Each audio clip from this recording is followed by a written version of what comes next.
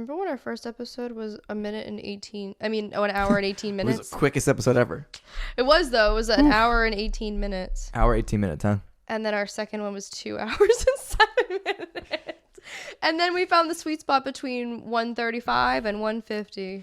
The 2-hour one was the Grammy one, I think. Yeah, that's why I hate it so much. It was so long. Why I'll do you stop hate talking it? about it. I've talked about it so many times. I'm not going to talk about it anymore. But That's fine. You want to talk about Butterfinger Babies instead? why do you bring that up? You bring that up more often than I do. And you know what's fitting is that there is a Simpsons character behind you, the mascot. Can people see it? I don't know. Let me see. I think so. It's when that is lit, people can't see it. I realized. Get me lit. Get me lit. I'm Get getting me lit tonight. Let's bring that back. All right, Tory, say something. Remember when we were supposed to have a podcast? Podcast.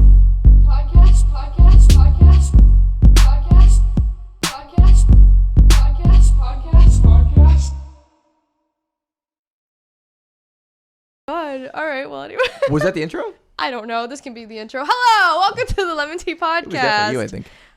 Yeah, I'm Hello. Lim. And thank you all for watching the episode number 24. 24. It's the last episode of the year. It is, for us anyways, because it is nearly Christmas time, and we're going to start getting into some things that, well, like the holidays. Christmas and New Year's and Hanukkah and all that kind of stuff. I don't have a fucking menorah. I just realized. You say that. You're kidding! That's a surprise! Oh, shit. Wow, I am impressed. Holy shit. So, that is your menorah. Because when you were talking about, obviously off camera, about needing a menorah, and you were like, I should get one, and I was just that, like, Jordan Peele gif of, like, the sweat. I'm like, don't, because I had it at home. So, how much % Jewish are you? 6%. Okay, so I figure since you're starting off your cultural journey in Hanukkah land, you should start small. Okay. And so you've got a little mini menorah. Is this a little mini menorah in here? Yeah. No fucking way. That's awesome. Hang on. So happy Hanukkah. It doesn't actually start till December 18th. I looked this up. Shit. But the episode won't be out till then. True. Or afterwards even. So happy Hanukkah to all of you who celebrate it, including Lewis now. So now you have a menorah. Okay. Now I want to ask you. Oh my God! There's so many candles. You can keep this going for years. Well, no, it's just the candles. Oh shoot! No, I thought it was a menorah in there. Aw. No, it's just white menorah candles. Oh man, I'm bad at reading comprehension. But you know what? We'll have it for the Christmas party next week. How about that? Perfect. All right. I'll have to find a mini menorah. But anyway, happy Hanukkah. Thank you. I totally thought there was a menorah in there. Oh man. That's why I questioned it, because I'm like, there's a menorah in this thing? Damn. Holy shit. I thought there was. Whatever. I was just excited to see. Like, I love miniature stuff too, Yes. so that's why I was like, oh, mini menorah. They must have mini menorahs on Amazon, so I'll find it. Or Target, which is where I got that. So shout out to Oh, is that Target. where you got this? It is. All right, well, I'll look for the mini menorah there. But anyway, so Cool. Shalom. Happy Hanukkah. So I took care of the hard part because it's hard to find little candles, I guess. I believe it. Thank you. But yeah, that's so funny. This is awesome.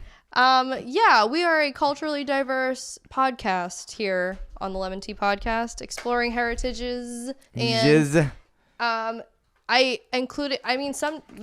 when I took my ancestry test, it made me want to go to Scotland because I found out I was a third Scottish.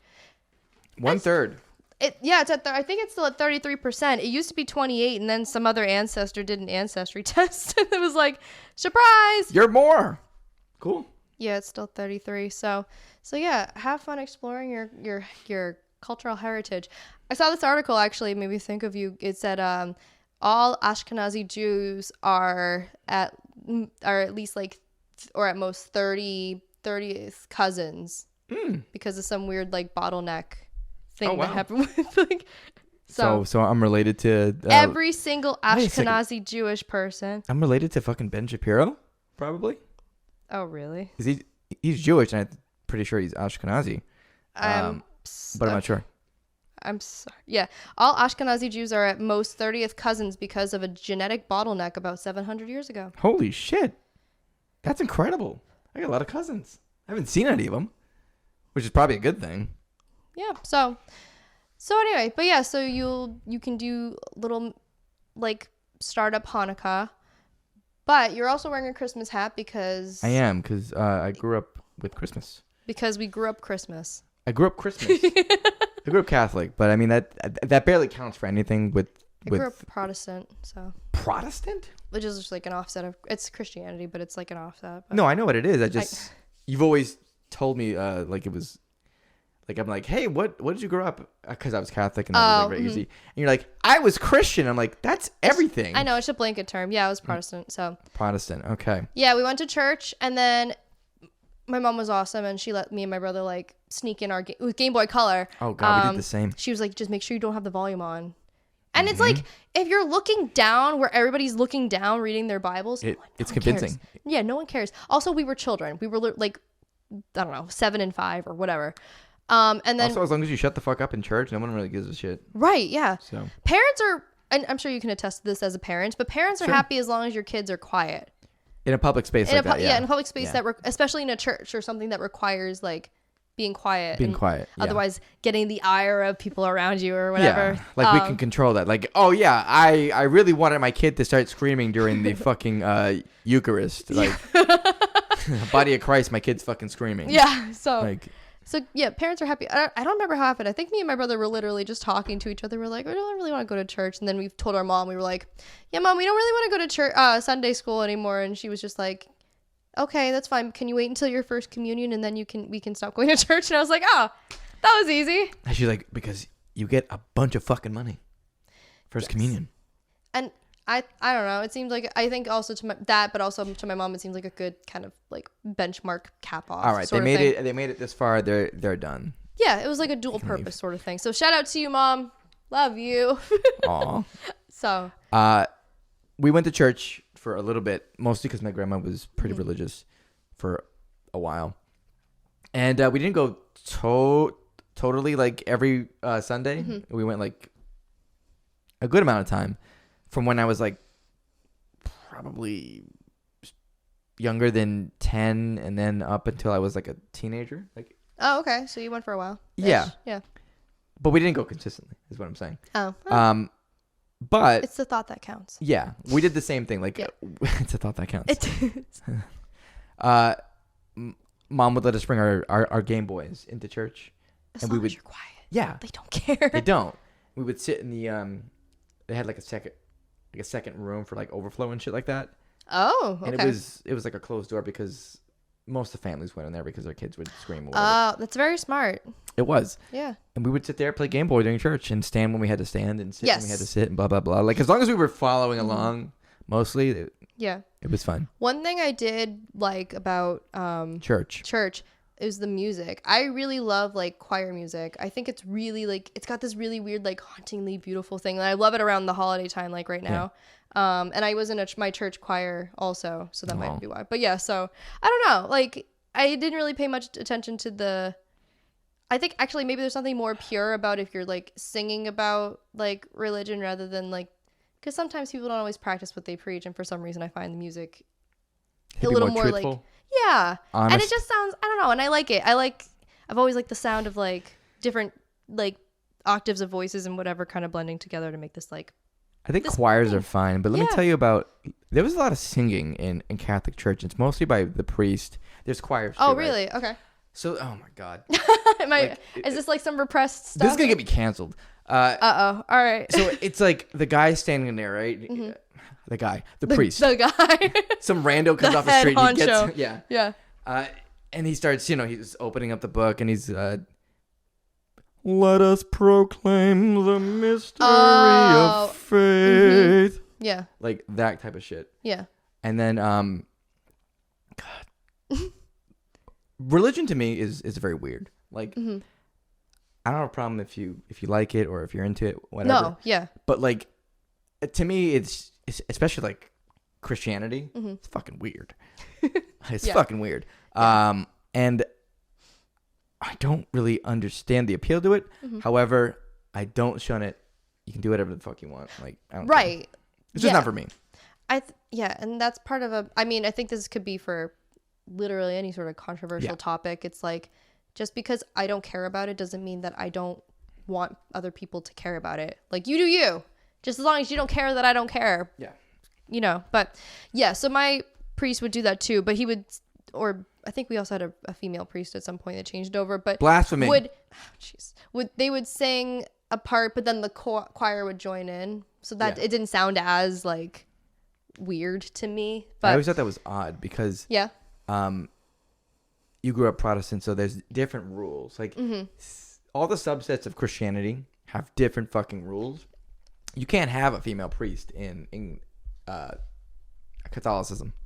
Really? Women cannot be priests. That's so weird. There's also some Christian religions where the priest or the reverend can marry. You can't do that in Catholicism. That I think I knew. Yeah. Which is that's weird as well. I don't know. I think we're like one of the strictest fucking branches. Like it's pretty fucking like hardcore. Yeah.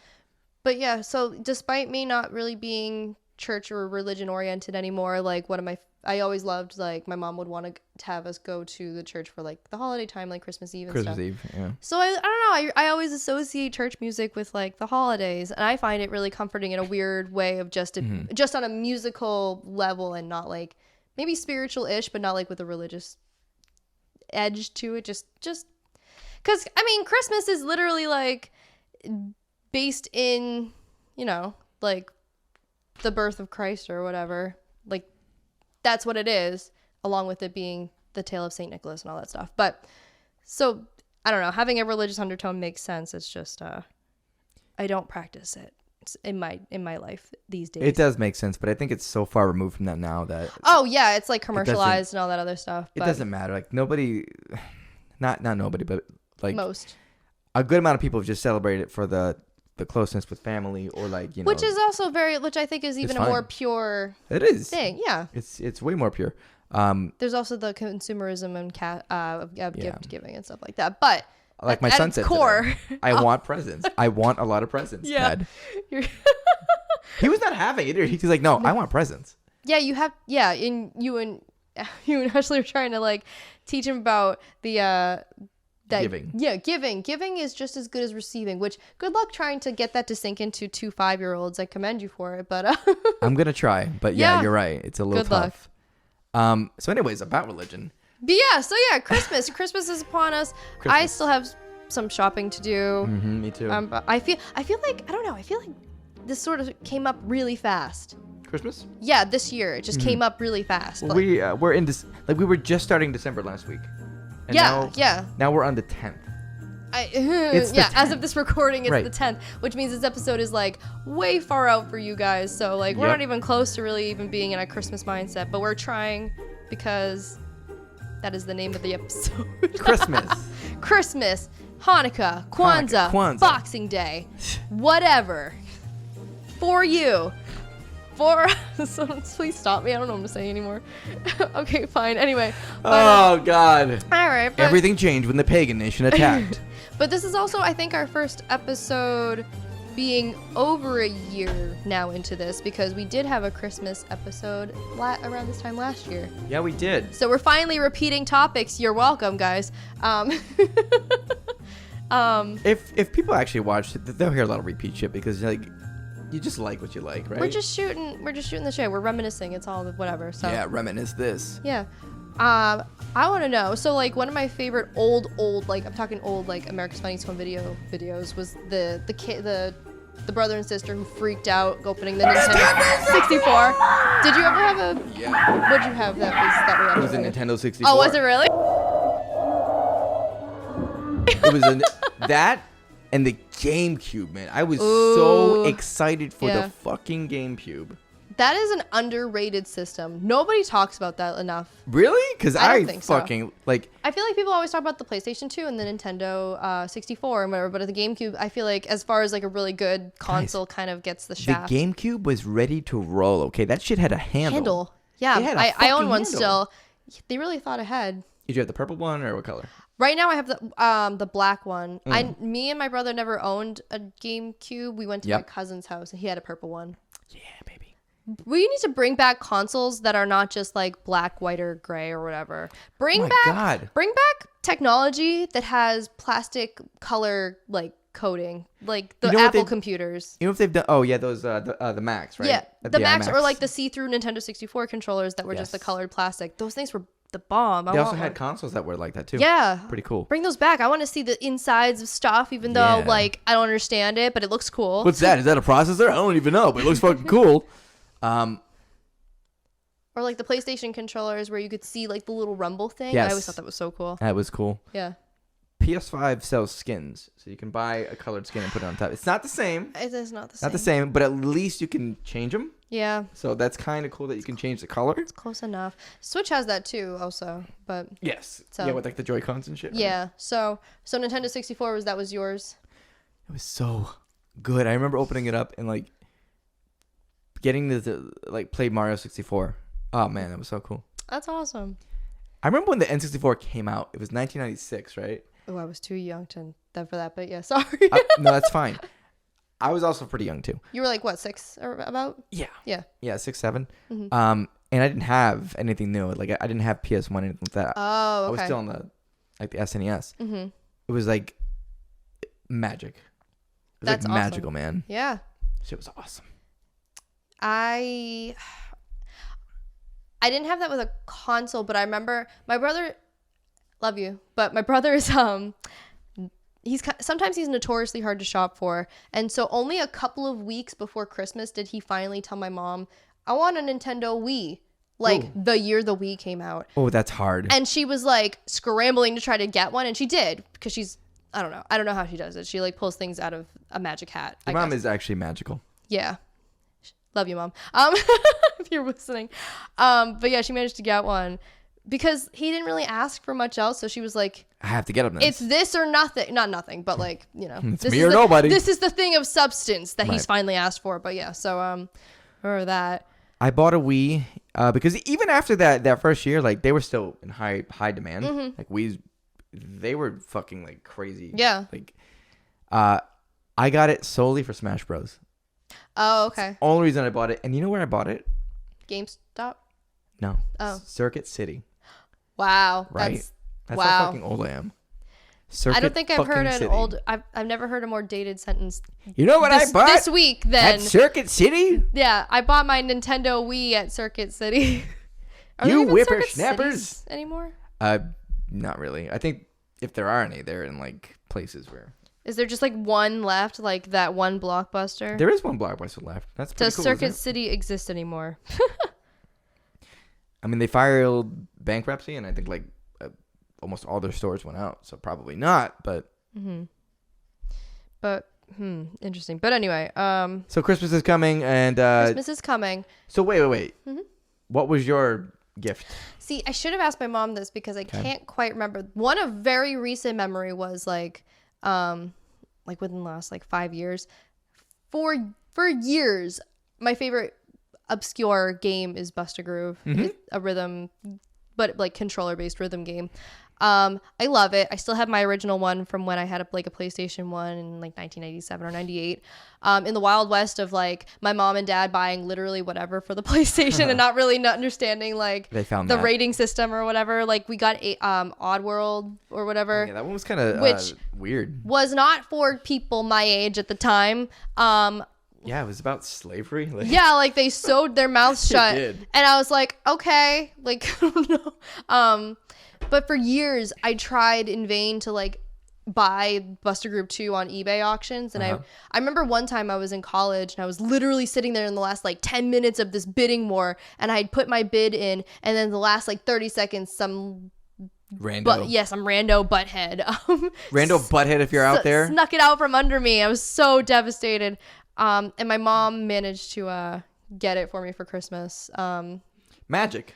Magic Once hat. again, that's like She's like Mary Poppins, and she's like this magic bag of like whatever. she pulls it out. She's come through with so many gifts for me. She got me like not for Christmas, but she got me like a DDR like Metal pad. like Yeah, from baby. arcades.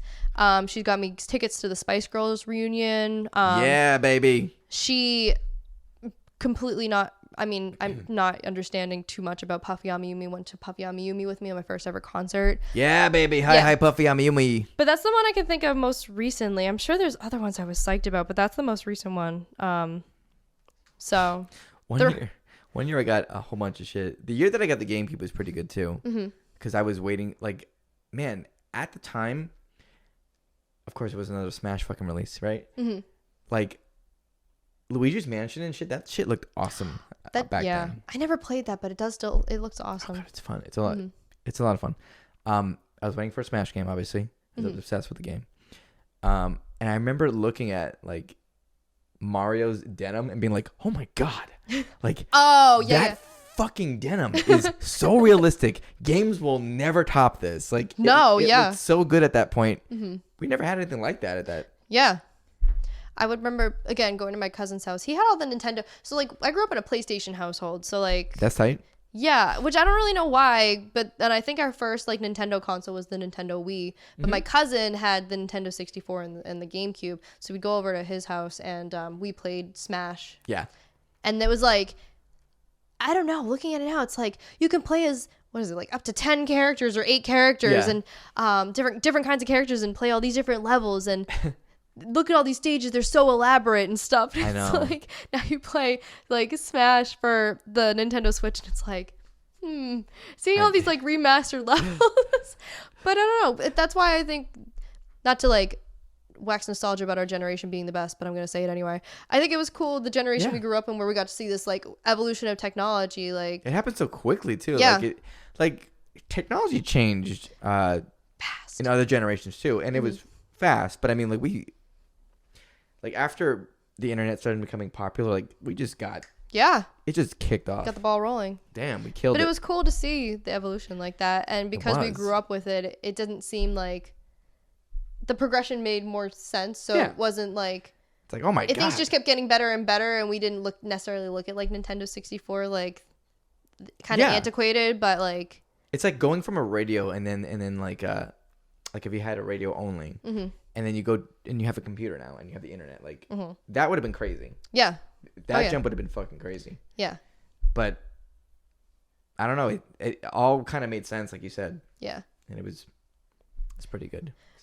So conversely, for the holidays, what do you think is the best gift that you gave somebody? Oh, I don't know. Because I have. That's a good question.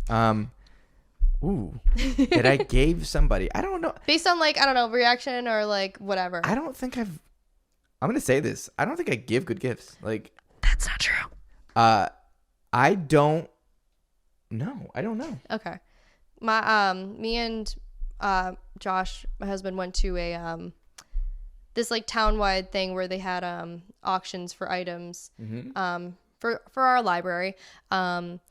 And one of the things was Edelman is the name of the player from the Patriots. Yeah. Jason Edelman. Julian Edelman. Jay Edelman. I don't know what his name is. But we're not sports people. Yeah, we don't do sports. Sorry. But Josh's mom is like the hugest Patriots fan, and it was a signed football with like including like an official certificate of like authenticity. Right. And I was like, "Oh, Josh, that'd be cool to get your mom." Haha. Then he turns around. He's like, I won't say the money amount, but it was in a decent $100s. It was very expensive. Yeah. Mr. Dink. But I filmed the reaction for my mother-in-law opening it, and it was awesome. I don't know. She has it on display and stuff. It's so great. That's wonderful. Yeah. So although it was funny too, because the box that they gave it to us in was the box for like the display case for the football, so it said it on the box. And so as she was opening it, she was opening it from the top up, so she didn't see it, but the side of the box was visible. So you just hear Josh's dad off camera go, "What the hell, did you really get her?" We're like, oh well. Like he's on the recording. Like or some what? shit? Yeah. But nice. it's my favorite thing I got for somebody. Just you did good. Nice just job. for the pure reaction. That, and also giving my grandfather the recording of my grandmother. Right. So that one was special for another reason. It was a very emotional time. But it's it was personal, right? It's a big. That was a wonderful gift he did.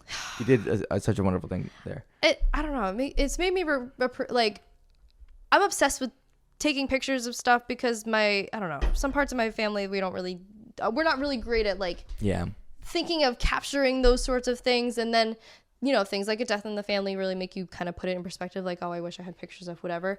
And then I had pictures, but then this was another level where it was like, oh, I wish I had like their voice on video or something. So now you're just capturing vids too?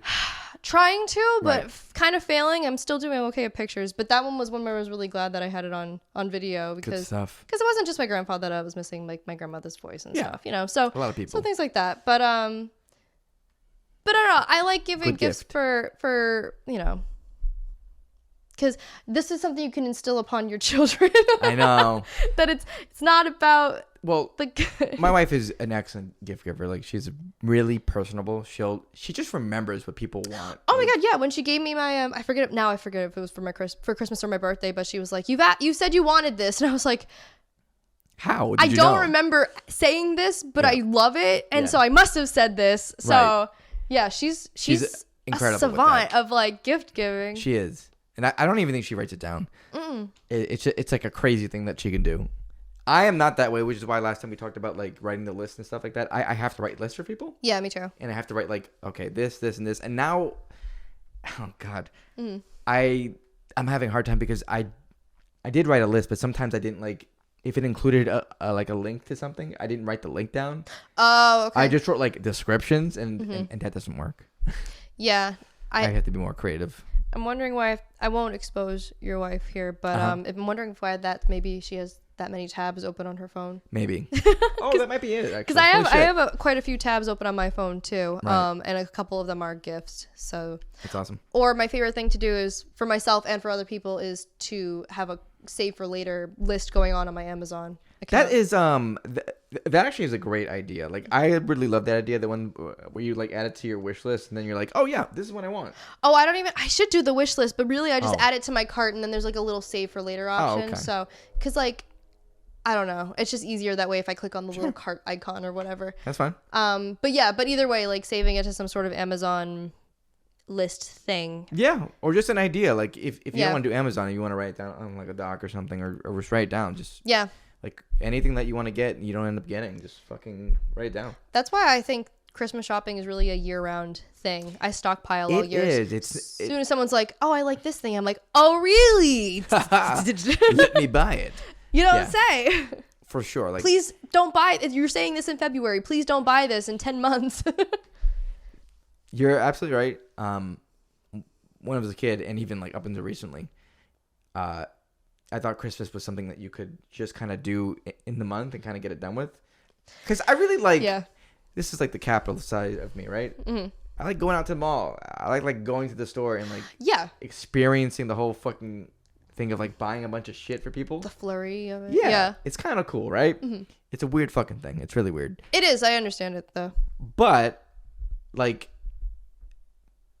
it's harder than that. Like, if you want to get a good gift for somebody and not just like a gift card or something, Right. Yeah. you have to do that kind of shit. Mm-hmm. And that's what Ashley made me realize. Yeah. So Although, like, in defense of gift cards, if they're like specific, or like gift certificates, if they're like to Yeah. somebody like a semi niche sort of thing. I'm not shitting on anyone But- who gives a gift card. No. Yeah. I'm just saying If I you- like to give people gifts that I think that they will be like, oh my God, Yeah. you got this? Like, Mm-hmm. like anyone could give you a gift card at any time. Yeah. That's true. Yeah. So that's how I think it.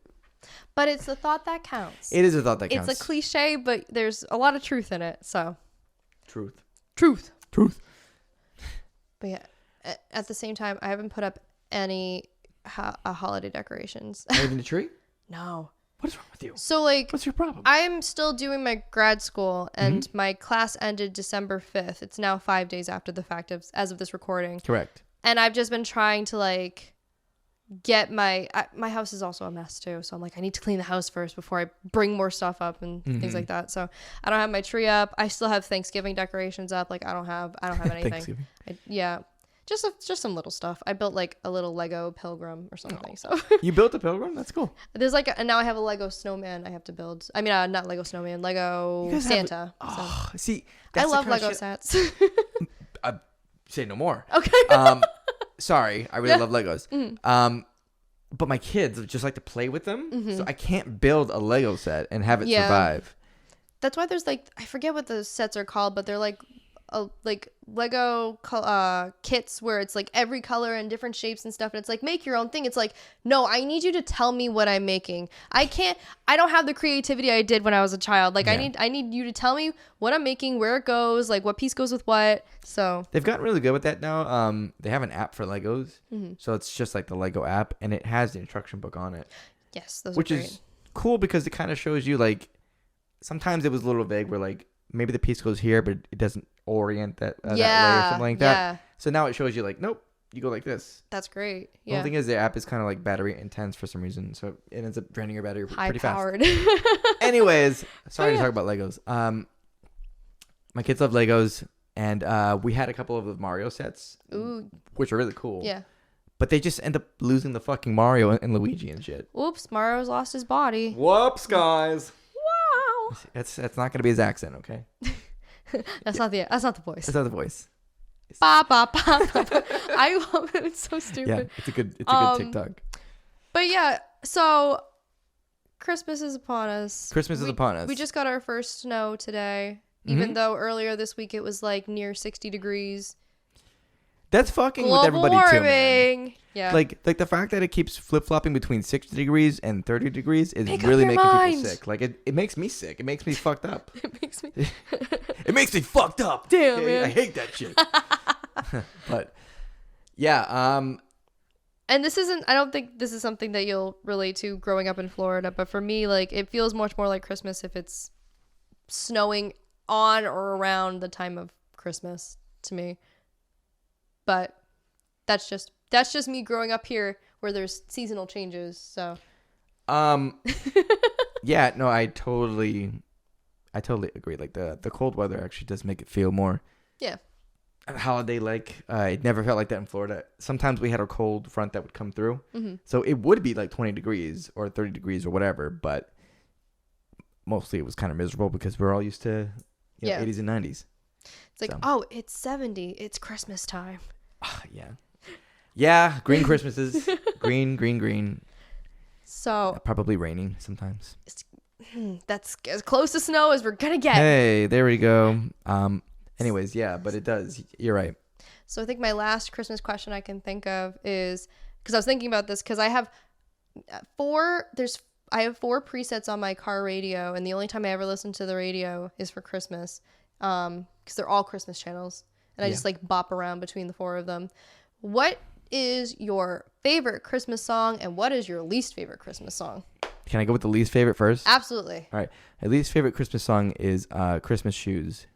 Oh. Because it's so fucking, like, just, it's miserable. Like, whatever. Like, you want to have a sad song about fucking some kid buying shoes for his mom to go meet Jesus. That's fine. Mm-hmm. Keep that shit to yourself, all right? Yeah. Keep that shit to yourself. I don't want to hear it. It makes me sad. I don't want to be sad at Christmas. I want to be happy.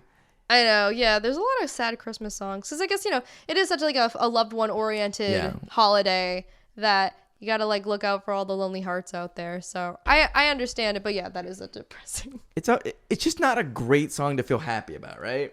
No. There's like already only like 10 Christmas songs anyways. Oh, there's more than that. There's like 10 and then they're covered. There's not 10. I have a problem with Christmas music. My problem is that it's so fucking repetitive, and I'm just, by day one, I'm tired of hearing it. Oh. Like, I'm just tired of it. See, I could listen, as long as there's a good variety of it. I have a Christmas playlist that for my own, like, stuff, so I don't have to listen to the same, like, Here Comes Santa Claus over and over. Yeah, that's the problem. Like, but I have my own playlist. It also includes, like, Asian ones as well. Okay. It does. There's some good ones. There's like one, Puffy Amiyumi did one, Larkin Seal did one, there's a cover by Shiny, there's a cover by Wendy from Red Velvet.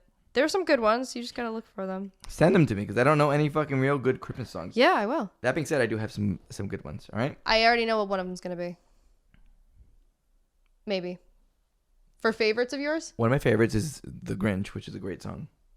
Ah, yes. Right? The pure Grinch. The pure Grinch. Yeah. Well, anyways, like, even the Jim Carrey version is really good. He did that really well. That's right. He doesn't have, like, the depth, like, the vocal depth of Thurl Ravencroft, but, which is a badass name, by the way. Yes, it is. And no better voice to suit the name or vice versa or whatever. Right? Like, yeah. You couldn't have a Thurl Ravencroft and have him sound like Mickey Mouse. That would be fucking weird. You could. Like, what's your name? My name's Thurl. You could. I mean, it'd be funny though. But It would be funny. The Grinch, great song. I like Feliz Navidad. It's just upbeat. Yeah. Jaunty. I like All I Want for Christmas Is You. That was the one I knew you were gonna say. Yeah, it's Mariah Carey, first of all. And that's a great like upbeat like I like timeless pop. Like I think that's a timeless pop sort of song. It is. And honestly, you could play that any time of the year and it would be fine. From listening on the radio a bunch, I have yet to hear that song. I hear her other song that like the Christmas or whatever one. I don't even know that one. Okay, that's fine. But I hear other Mariah Carey Christmas songs and not that one yet, so it bothers me. But whatever. Anyways. No problem. What else you got? Last Christmas by Wham. That one that's also like that was never intended to be a Christmas song. It just kind of slightly mentions it, but it works and people use it. So it's a Lonely Hearts Christmas song too, but it's also like a good song on its own. So it's not depressing like the Christmas shoes. I hate Christmas shoes. God, it's so fucking bad. Yeah. I'm actually looking up Christmas songs because I'm just trying to see. I like Nightmare Before Christmas. Oh yeah, that's a good one. I guess that counts, huh? I like What's This? What's this? What's this? Yeah, I don't know. It's just that one's fun. Yeah. That's a great one. I didn't even think of that. Or even like the Kidnap the Sandy Claus one. That's a good one. Sandy. Yeah, that one's good. The Sandy Claus. Yeah, I think anything from that movie is really great. I'm trying to think of other Christmas songs, but my brain is like dead. Oh no. Do you? I know what song that you don't like. I think I know what song you don't like. Okay? I have a couple. Yeah. Okay. Oh, for one more, I like It's Rockin' Around the Christmas Tree. I think that one's pretty good. Mm-hmm. Mostly because it's in Home Alone, and I think that movie's great. Oh, okay. Yeah, yeah. All right. I don't think you like the Baby It's Cold Outside. I don't have the problem with it that the woke community. Just kidding. Wow. We'll get to that later. That people seem to with the undertones of it being like coercing whatever. Yep. It's fine. I don't really have a problem with it. If there's other better songs, I will skip it. But like, but if it's there, they did an SNL sketch about that one too, and it was kind of funny, I think. All right, tell me, what's your worst? I have a couple. So my absolute worst is I Want a Hippopotamus for Christmas. There's nothing more irritating to me than a little girl with like this when she says like the S's, it's like a whistle. Like, hippopotamuses. Like Christmas or whatever. Oh, so yeah. Hey, you have it too.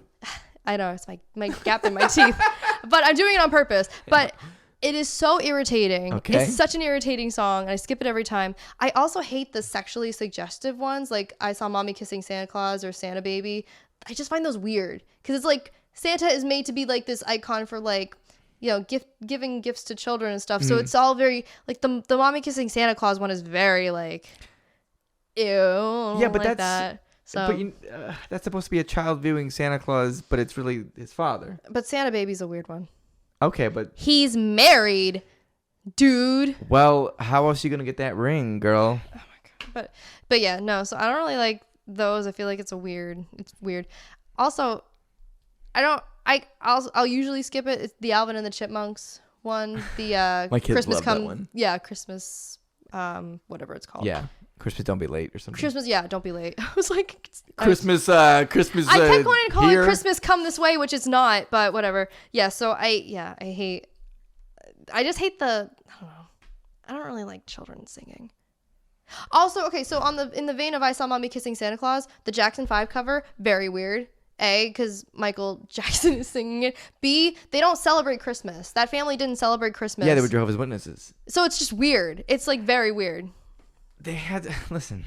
So I know that they don't celebrate holidays, but nobody knew that. First of all, and two, like, I know, yeah, but I mean, he sings it well, but the hippopotamus one can go die in a fire. I hate that song so much. All right, have you gotten all the hate out? Yes, I have. That's surprising. I thought you were gonna say more. No, I said I'm tolerant of the other ones. So. What is your favorite? Okay, my favorite one is Dominic the Donkey. Oh yeah, I knew this already. Yeah, I love it so much. It's so like fun and silly, and It's I don't know, it's got a donkey. It's so fun. I don't know. I can't explain it, but I'm always so happy when it comes up on the Christmas. That's a song that like a lot of people hate. That's fair. I'm just saying. No, that's fair. I understand. You shouldn't feel bad about it, but I'm saying like you are on the outskirts of that opinion. That's fine. I'm fine with that. I don't even know why I like it so much, but it's whatever. A couple other favorites. I have my playlist up. Father Christmas by the Kinks, which is like a horrible Christmas song because it's about like poor kids beating up like a street side Santa Claus. But I think it's funny. I don't know. I like my rockin' Christmas songs. Rockin' Christmas. There's I love Trans-Siberian Orchestra. You're telling me this whole orchestra is trans? Ashley just sent me that. But yeah, I love it. I love Christmas Eve Sarajevo. That is a wonderful fucking song. I've always wanted to see them live too. It seems so fun. Their problem is they do usually like kind of open air concerts, and it's usually in the holiday time when it's cold. Yeah. Sometimes I would get them confused with another holiday orchestra, which is I think it's called like Mannheim Steamroller, and they do they do like kind of industrial-ish twists on songs. Yeah, but it's like it's not great. No, there's one of theirs that I really like, even though it's not like it's not great. It's called Fairies, but Fairies. That's good. But I like that one. Cool. Snow Miser, Heat Miser. That song. Oh my god, slaps. So good. I didn't know we could count that. Okay, yeah. So any songs with Christmas. That one's really good. Yeah, and just the whole dynamic of those two brothers fucking each other over. Yeah. Oh my god, it's so good. The piano Christmas song from Charlie Brown. I Christmas hate kids special. Singing. What? I hate kids singing. They're not singing. It's just the piano. There's one where they're singing. I don't count that one. No, I'm talking about like the da da da da da da da. That but one. That's not Christmas. That's just the Charlie Brown theme. It's in the Christmas special. I'm counting it. It's in every Charlie Brown special. I don't care. It counts. Damn. All right. Oh, okay. And then there's a funny one, and I don't usually listen to country, but it's this group called Montgomery Gentry, and it's called Merry Christmas from the Family, and it's like the most like stereotypical like white trash like hick version of Christmas. Like the opening line is mom got drunk and dad got drunk at a Christmas party, and it's like so like kind of parody country. It's really funny. It's just one of those funny Christmas songs. I'll take your word for it. It is. I'll send it to you. I know I'm not selling it very well, but it's funny. It is, and I don't do country really, but that's what's killing it for me. Well, I think it's also funny because me and my mom once upon a time, like I don't know, well over 10 years ago in a Walmart, probably more than that. She was looking for like a Christmas CD to listen to, and they had like those random compilation ones, and it was on that CD, and it wasn't even like regular Christmas songs that you normally hear. It was just like these random Christmas songs, including that one, and we thought it was like so funny. So I think that maybe the memory associated with it is good. So can I tell you a Christmas song that everyone hates? Sure. But I kind of like. So I'm kind of in the same boat as you. Grandma Got Run Over by a Reindeer. Because I think it's funny. That's a good one. Because I think it's funny, and I don't care. That movie is bizarre. Movie's fucked. That it's so bizarre. It is. There's like Santa goes on trial. Like what is happening? And then like the granddaughter of like the grandmother who got hit by a reindeer is like, we're gonna make a lot of money from suing Santa. It's like Cousin Mel. Yeah. What is that movie? It's like one of those movies where we're gonna take a song and then we just have to like stretch it as far as we can into this hour-long thing. Yeah. It's such a bizarre movie. It's very strange. Yeah. Oh, another one that's kind of cool. And just it's another one of those things where like it's a choir, so it sounds cool. Is it's a song called Candles in the Window. It's from Home Alone. Okay. Or no, it's called Somewhere in My Memory. Okay. Is that Home Alone or Home Alone 2? Home Alone. Okay, I'm not sure if I know that one. Then it's actually probably in both of them. Okay, because I know there's the one that like bird lady sings in Home Alone 2, right? I gotta think about what she sings, but I don't remember either. But when I play it for you, you'll know instantly. Okay. Like it's easy. Yeah. So but yeah. Yeah. So there you go. Yeah. Definitive list can't be changed. You can add to it. Dominic the Donkey, number 1. Oh my god, I love Dominic the Donkey. Top of the list. Second. Whatever else we said. Everything else. Everything else. Except for... -1. -1. I want a hippopotamus for Christmas. I want hippopotamus for Christmas. -2. Anything with kids. Christmas shoes. It's so dumb. It's a dumb fucking song. It is. Shut up about your fucking Christmas shoes. Nobody Shut cares. Up. Yeah, shut the fuck up. Nobody cares. Who asked? Who asked? So. Yeah. So, anyways, Christmas is great, and you know what we should is usually given at Christmas is that disgusting ass. God, what's it called? Fruitcake.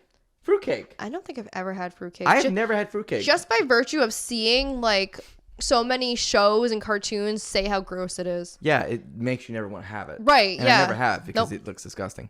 But because of fruitcake, they've made a Mountain Dew flavor, which we have here. God, I forgot. And it's called Merry Christmas, guys! I want to take part in the mukbang. Oh, cool! Mountain Dew Fruit Quake, and it says with a blast of artificial fruitcake flavor. I've never had fruitcake ever. That is the most disgusting sentence I've ever heard. A blast of artificial fruitcake flavor. Now with a blast of artificial fruitcake flavor.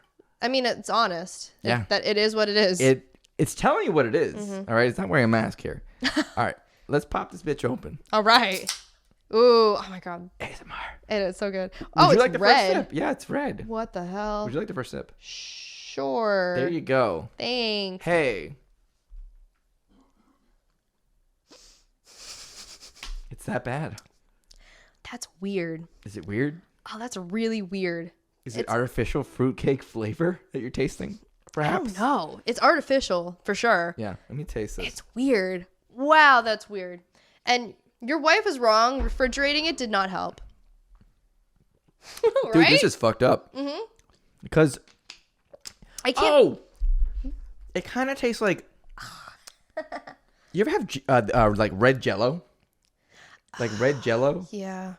That's what it tastes like gelatin. But it is very artificial. Yeah.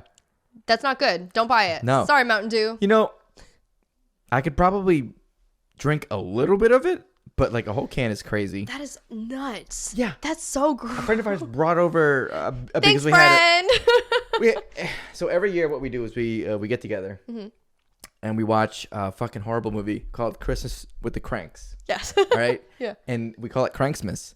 Cranksmas. All right. And it's something we've been doing for years now because we heard this one. We saw it on TV during Christmas time one year, and there was this story about the other friend of ours who also attends and lives in this house. She went with her mom to the movie theaters. Her mom went to go see like a grown-up movie, like an adult movie, right? Mm-hmm.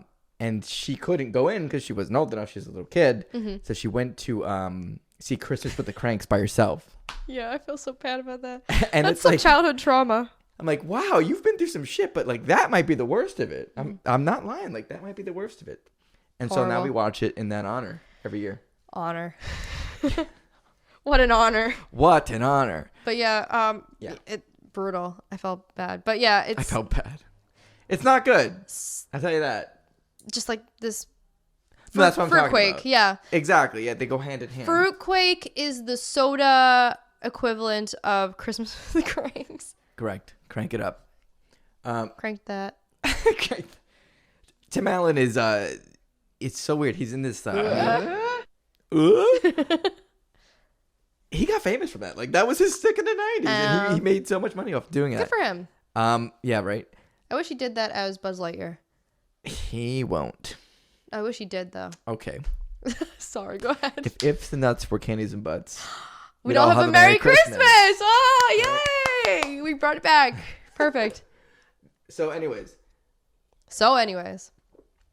Tim Allen is awful. He made this series he is on Disney Plus called The Santa Claus or something, or Santa Clauses. Oh yeah, there's a series. It's a series now. This is such I've heard it's not great. There's no way that it could be. It would have been. What I hear is that it would have just been better as like another Santa Claus movie. They should have done that. And then like one thing that it does, I haven't watched it. I've just seen like reviews on it. Mm-hmm. Is that they try to like announce the fact that like they try to like be like, oh, everyone's so woke. Oh yeah, I heard about that joke. Because they're like, oh, you can't put people on the naughty list anymore because that's I don't know, we can't do that. Yeah. You can't say someone's naughty. It's bad. It's yeah. Shut up, Tim Allen, you fucking stupid asshole. Yeah. Sorry. It makes me think of my husband today, actually, he works at a hardware store, and he likes to, like you right now, wear like a festive Christmas hat. On the rim it says "Season's Greetings." And today he was telling me there was some customer that got really mad. He was like, "Oh, okay, nobody can say Merry Christmas anymore," or whatever. Every fucking time. Okay, nobody is stopping anybody from saying Merry Christmas. Like, the whole argument about Happy Holidays versus Merry Christmas is not to say that you can't say Merry Christmas anymore. It's just, and there's been songs, like there's an old Christmas song called Happy Holidays. Yeah, it's been said for a while. It's like if you say like God bless you or Gesundheit, they mean the same thing. Or, you know, it's like what you say after somebody. I say Gesundheit because my grandpa always says that. Aww. It's German for good health. Gesundheit. Yeah. So I don't know. It's also like saying, it's like the difference between feel better or get well soon. Like, it all means the same thing. What if, like, if it would only be offensive if I said like, hope your holiday sucks or whatever, or screw your Christmas. Like, if somebody's wishing you well for the holidays, who cares what they're saying? So I don't think in this argument of Happy Holidays versus Merry Christmas, anybody is ever saying you can't say one. People have been saying Happy Holidays before all this woke shit, first of all, like you mentioned. Yeah. Because there's a song about it, and also people have said that, like, forever. Yeah. At this point. Season's Greetings is another known greeting for the holiday that... Yeah. Season's Greetings, like, it's been said. It's been said. I mean, you mostly just see it on, like, Christmas cards or whatever. I don't think anybody ever says Season's Greetings to you. But, like, it's also another way to say Happy Holidays, Merry Christmas, whatever. It's never, and it's been, Happy Holidays has been said forever. I don't know how or why people are suddenly like twisting it around into Happy Holidays being the PC woke version of saying Merry Christmas. I know where you're gonna be when the war goes down. Huh? The war. The war? On Christmas. Oh, Jesus. You walked right into that shit. I did. You did. Walked right into it. But anyway, nobody's stopping you from saying Merry Christmas. Who, like, I don't, who cares? Just stop. Stop policing holiday greetings. Just stop. You can't say Merry Christmas anymore. Oh my God. Isn't that the worst? Yeah. Isn't that the worst? The worst. The worst. Yeah. Anyways. I want to point something out. Yeah. How uncharacteristic it is for your husband to wear anything outside of his normal clothing. He likes hats. He does wear hats. But he wears many hats. Especially, there. Yeah. He likes his scally caps. He used to wear baseball caps a lot when I first met him. He likes hats. Yeah. Okay. Yeah. I was the one, I got him his first, like, scally cap, which is like a page boy hat. Like for, like newspaper. Like a paper boy? Like paper boy hats, basically. And now he wears those pretty exclusively. I was out to a restaurant like 2 weeks ago. Mm-hmm. We're sitting down with the kids, and behind our table, or rather in front of it, a whole family of mostly men had those fucking hats on. Yeah. I think they look great on people. I don't know. But, I got no problem with them. Yeah. So I was like, you know, Josh, don't let this stop you from wearing that hat just because one person was like a big butthead about it. And he was like, oh no, I'm going to keep wearing it. I'm like, okay, good. He's never cared what other people think. Bless him. So... But I don't know. It just sucks that, like, he was trying to, like, actively just be, like, a, I don't know, like, spirited person for once. And somebody had to make it a whole to-do about. I'm going to talk to him. I'm going to find this guy, and we're going to season's greetings. Pay him a season's greetings. Not really. We're going to send him so many Christmas cards that say season's greetings and happy holidays. Season's greetings. Yeah. Happy holidays. Happy holidays. It's just such a weird thing to get hung up and offended over. I don't know. Right. Like, if I know that somebody doesn't celebrate Christmas, or celebrates Hanukkah, like, I'll do the greeting, but otherwise, you know, I don't know. I don't think it matters. I really don't think it matters, but whatever. Just say happy holidays, man. Yeah. People are fine. Happy holidays. People will just walk on and go about their day. Mm-hmm. Or just say Merry Christmas. No one's going to stop you. No one's going to be like, you're saying Christmas? Like, and if they do, like, just keep going. Or usually people counteract it by saying happy holidays. Yeah. And sometimes it's awkward, but otherwise it's just like whatever. It's just whatever. I get it. Just James Rolfe, God bless him, put it the best in a you know what's bullshit video like years ago. Yeah. He said, "Happy, shut the fuck up." So. Oh yeah. He did.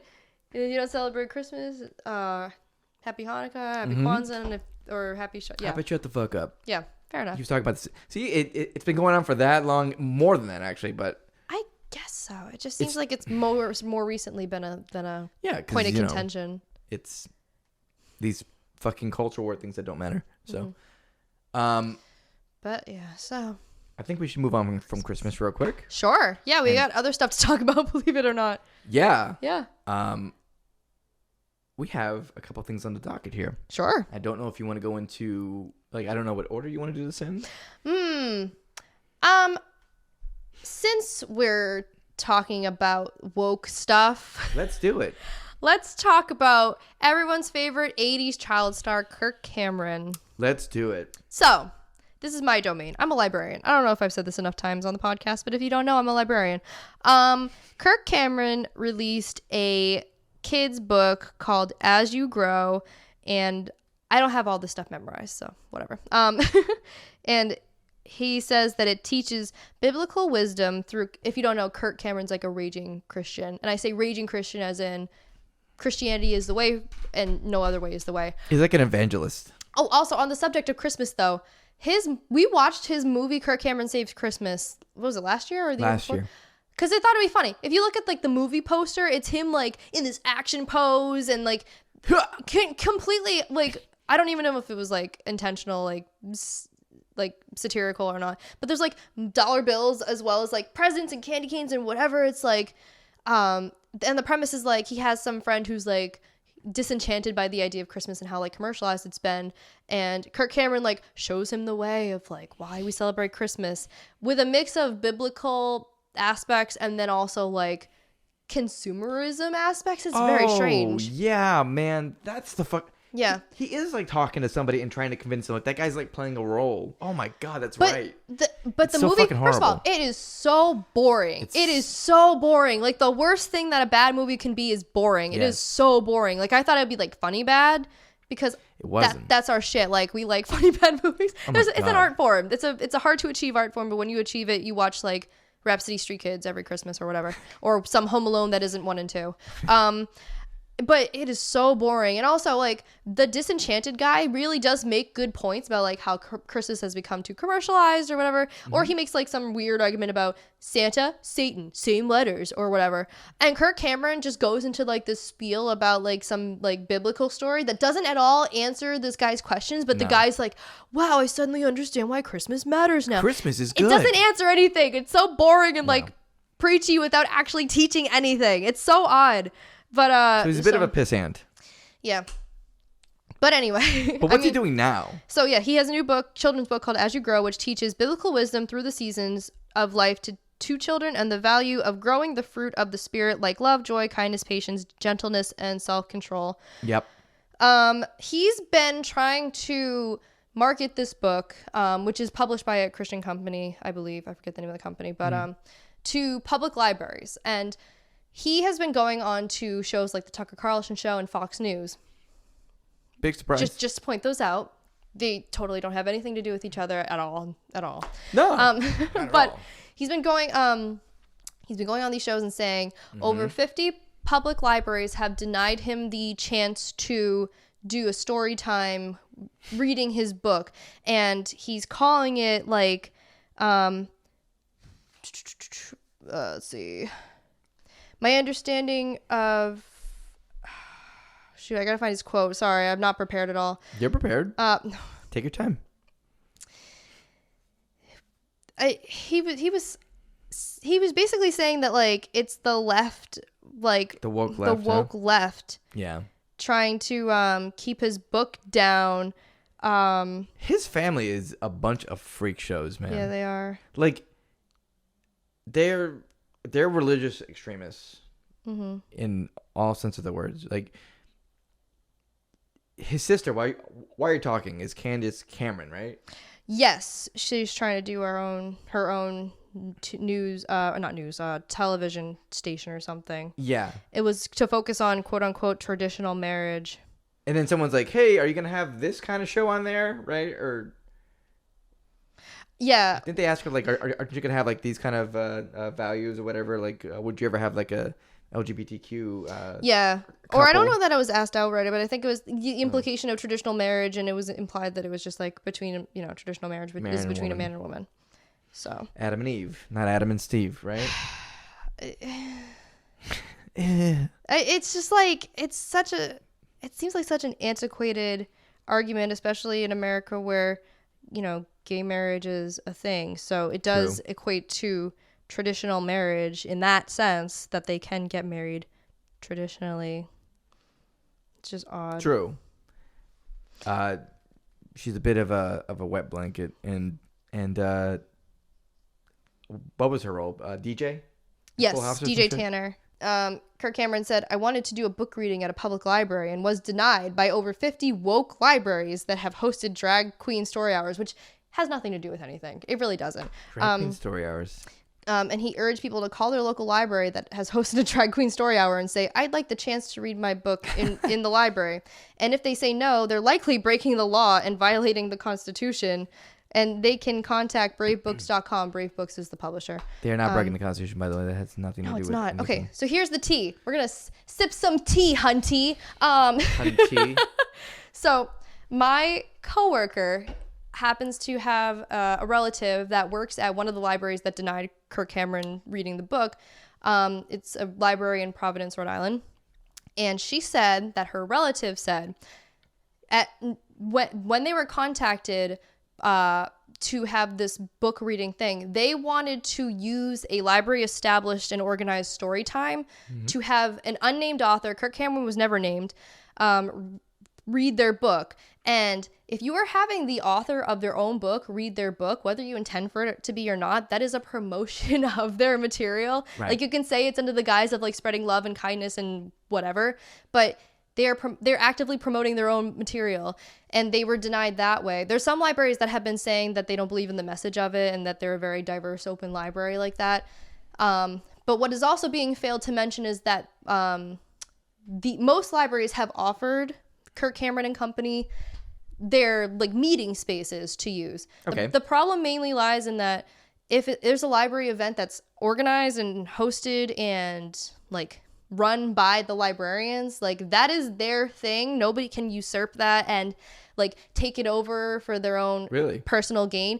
But there are public meeting spaces where you can do that. So they were saying you can, rent one of our meeting rooms and host it and organize it yourselves. But the way that it's sounding is that Kirk Cameron and company want to just like take over an established story time. So bringing it back to drag queen story times, that is also a thing that the drag queens and company have also themselves rented a meeting room for and hosted and organized themselves. It's not them coming to take over like a weekly story time organized by the library. They plan it. Yeah, they plan it on their own. So that's the difference that's being left out. It's not a matter of like woke libraries, and it's not a matter of like Kirk Cameron's name being like name dropped, and just by virtue of his name people are saying no. His name was never mentioned, at least as far as the Providence Library is concerned. Like, it was just like some anonymous third party saying we would like our author to read the book during your story time. Yep. Which, no, can't do that.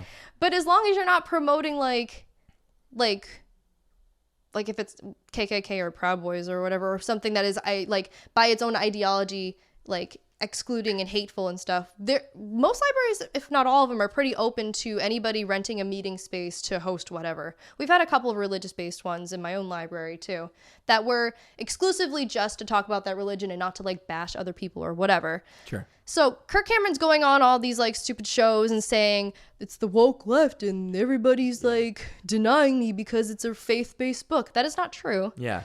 It's being twisted around in this way to make him more sympathetic and to like draw up ire for like, and I feel bad because if you go on the Providence Library Facebook page, they're getting a lot of comments about like that the library doesn't care about free speech, and that's so stupid. Like that they are pushing it's, and again, it's being brought back to the drag queen thing, which, so what sucks is that like people don't understand shit. Like, yeah. Like, people don't read shit. They don't understand shit. Well, because in the comments that are happening on the Providence Library one are the Providence Library putting out a statement and explaining everything I basically just said, which was that he was offered another alternative. Like, he wasn't shut down entirely at all. There was another offer being made, but I don't know why they wouldn't just take that. It seemed like the real like crux of it was that they were trying to do it during a library organized story time, which like they wanted the library to like support it.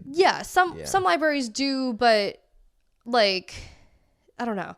We've had my own library. We had one instance of that happening, but it was like partnering with a local author, and other books were read. It wasn't just that author's thing. This was Kirk Cameron's wanting to make this whole story time just about his book, and also like a preachy sort of thing. Story time is literally for a librarian to read stories to children. It's not for them to like preach anything. They don't discuss the moral of the story. In between that, they do like songs, like If You're Happy and You Know It. There's nothing like deeper going on than literally reading a book and just doing it's like getting children interested in literature, right?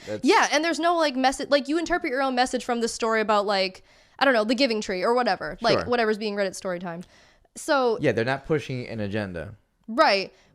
However well intentioned or whatever that agenda is. And so like I, despite all this, do think that Kirk Cameron and company should just take up the offer of libraries that are saying you can use our meeting space. And I don't think that there's any, if they're the ones hosting and organizing and promoting it or whatever, that's what the library's for. It's a public space and you can do what you want as long as it's not hateful or whatever, which I guess is not the intention of it being hateful and bashing other religions as far as I can tell. So, but it's so frustrating that it's like this narrative of libraries denying a certain subsect of people for some sort of reason, because that's not what's happening.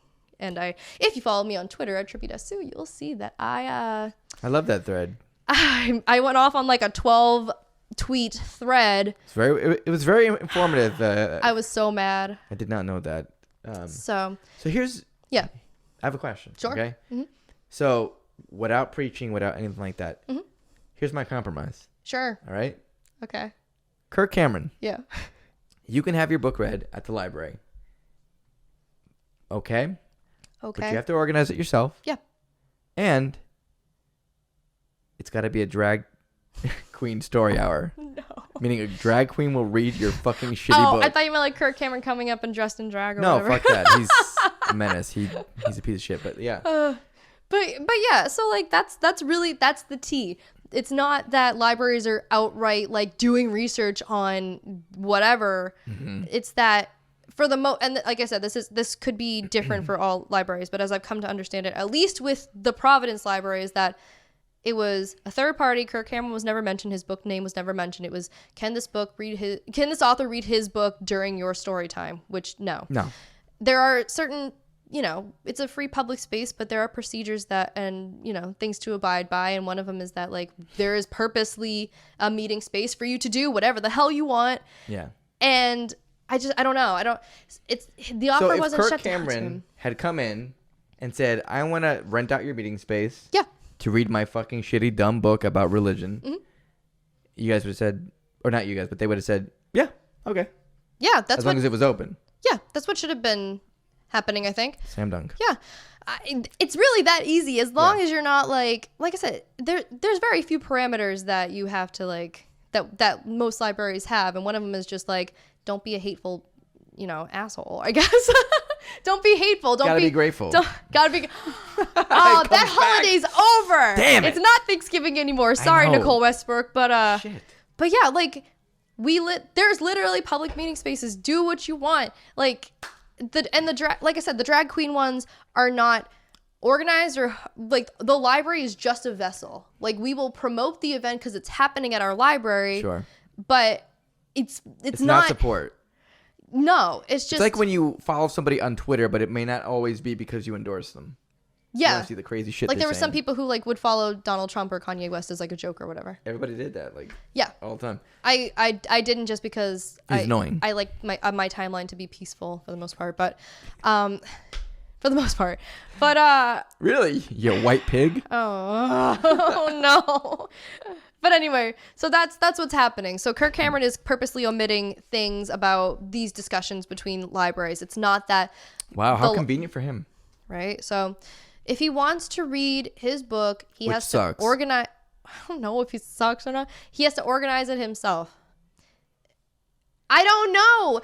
There's been a couple instances in my own library where there's been people who want like religiously based books kind of like this one to be in our library, and usually our policy is if a patron asks for it, we buy it, because there's an active demand for this thing, and we buy it, and they never get checked out. It's just people wanting these books just to like have counteract like the all woke these left. woke books or whatever, the books that actually go out. So and that's fine. Like that really is fine. Yeah. But it just seems like such a waste of energy. Like when all you have to do is just not get the books that offend you.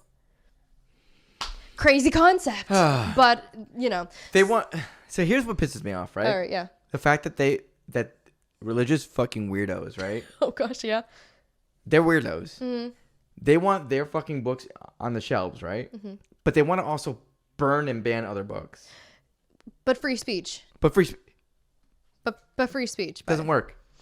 Yeah, the weirdest thing that our library ever had happen as in the meeting space that was not organized by our library was I can't remember specifically. I think I took a picture of the poster long ago, but it was like this Jewish based.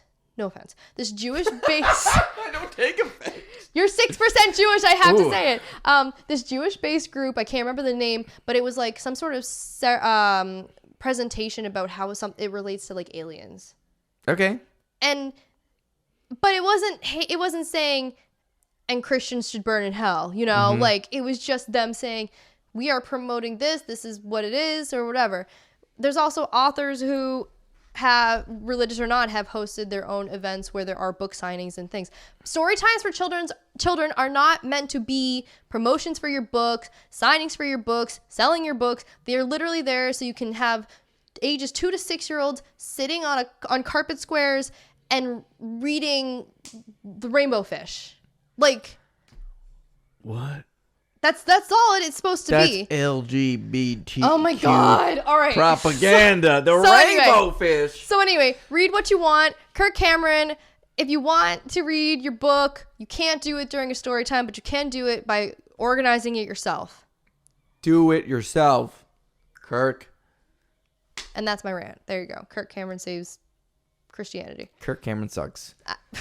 Okay, but anyway, so on lighter news, I'll let you take the we're gonna talk about AR art and photography because that's been like AI art. Yeah, AI art. Say that 3 times fast. AI art. Can't do it. Yeah. All right, what's going on with that? It's just been really like all over the place lately. It's been in the news. It's been like everywhere on Twitter. I have a lot of like artists. Like I'm very involved in like artist circles in Twitter, and they're obviously mad because these AR programs are either stealing art from them or taking it or like. Oh, okay. I know what you're talking about now. You know what I mean? Like that whole like a lot of time. I thought you were talking about those people who are uploading their pictures and they're getting like that's anime-fied or whatever. Yeah, we are talking about that too. Oh, okay, cool. Right. Because a couple people that I know have paid, I think it's like $8 or something to have that done, and it looks okay, but it's also like. Although you kind of get what you pay for if it's only $8, right? Oh, but I don't want to feed my like face data into like an app or something like that. No, it's intriguing. I would do it with like I've seen people do it with celebrities. Yeah. Like that's what I would do.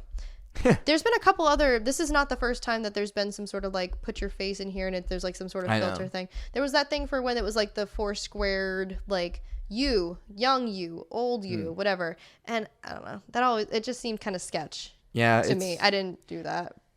I mean, I'm probably talking out of my ass because like we already use these fucking things. Yeah. Right? So like it doesn't matter. We have Facebook. We have Twitter. My face is on Twitter. My face is on Facebook. Yeah, but I don't want to actively be participating. Right. Like, yeah. I don't think I need to help them any more than they already have my information and shit. So yeah. Let me read an article real quick because a lot of artists are mad because obviously they think that it's going to take away work from them. Yeah. Which Fair. arguably it could. Yeah. Let me read a little bit of this article real quick. Go off. Thanks. Yeah, pop off. The app, let me see where it is. LEM'n'TEA. LEM'n'TEA is one of the apps. Oh, yeah. It's not the only app, but it's one of them that's real popular. Yeah. Used to generate multiple self-portraits in different art styles using artificial intelligence technology. So that already sounds kind of Big Brothery, I'll be honest. Yeah, well. But on the artist side, yeah. But the app has also raised concerns about the ethics regarding the use of artificial intelligence and art. AI algorithms work by going in large data sets of work posted online from various sources to help photo apps like LEM'n'TEA generate self-portraits for users in different styles, said Jennifer DeWinter, Dean of Lewis College of Science and Letters at Illinois Tech. So basically, a lot of people are, they're rightfully thinking that, like, this is the problem. Yeah. So, here's a quote from Kennedy Freeman, a student in fine arts at Columbia College and founder of Black Femme Art Collective Hour 9. Different industries have been affected by the mass consumption of various things, Freeman said. People want things cheap and fast, so how that's translating to the art world was just a bit scary for me to see. Because, once you have something that's really able to kind of do art, you want to feed into it. Yeah. What's stopping it from doing other shit? For fractions of what you could commission for. Yeah. And there's more privacy involved with involved things anyway. True. Yeah. It's usually only going to you, and you decide to post it on your personal shit, then you decide to post it. But like, this thing is a database, so it's something similar that is not art related, but I was seeing it pop up, was this thing where it was like your most used words on Twitter. Okay. And so like I was interested in it, but I clicked on the link and it's not like Twitter hosted or endorsed, hosted, whatever. Yeah. It's like this different site, and it's like, sign into your Twitter account here, and I was like, that's enough. No. I'm not that interested in my most used words.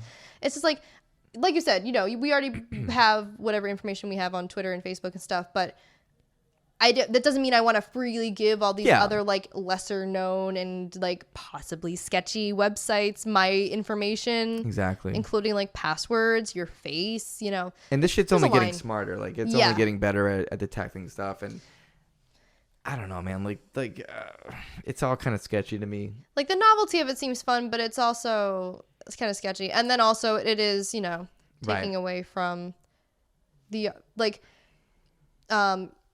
your wife got really great commission of your family done for your Christmas holiday cards. Yeah, I might post that. Who knows? And I think that's better than whatever any AI technology could do, and it helps the artist, and it's less sketchy that way. It's just a little weird. And then, like, you're feeding this into a database, and like I said, who knows what they're fucking doing with it? And, right. Yeah. And some of these like AIs are, I don't know, man. Like, you've seen deep fakes, right?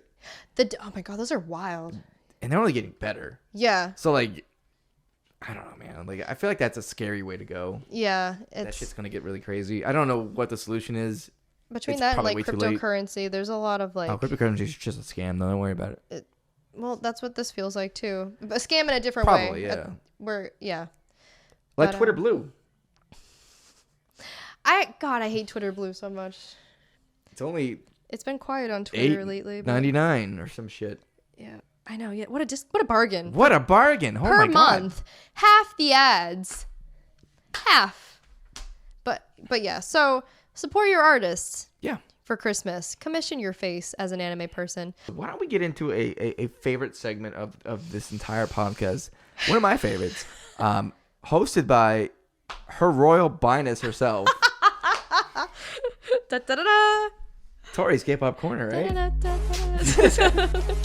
Yeah. Mortal Kombat.